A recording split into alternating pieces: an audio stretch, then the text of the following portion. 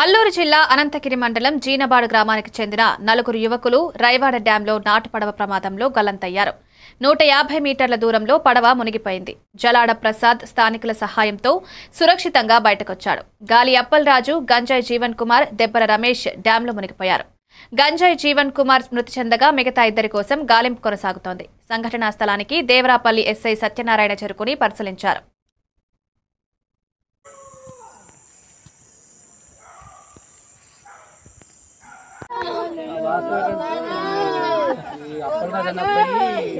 మేకలు అయ్యేది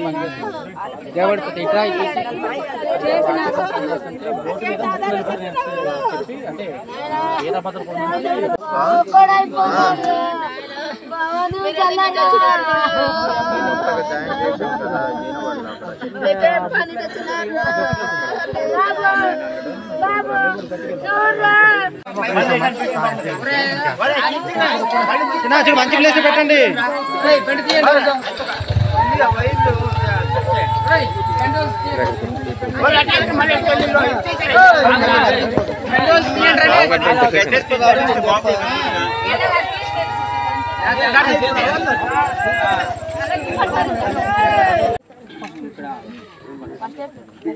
degree join అయ్యాడు.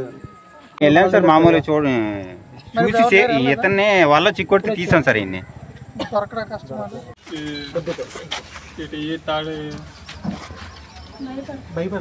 టేక్ సెట్లు దొరికాయని చెప్పారు.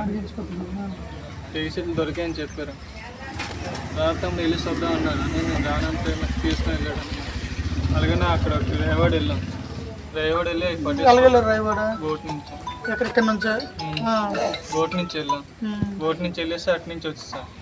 మొత్తం అటు నుంచి వద్దాం అనుకునేసరికి ఇక్కడ కులలో బ్రిడ్జి నుంచి వచ్చారు. ఊరి నుంచి వచ్చి ఆలుకొని వచ్చారు. రావద్దులంతా ఎక్కారు.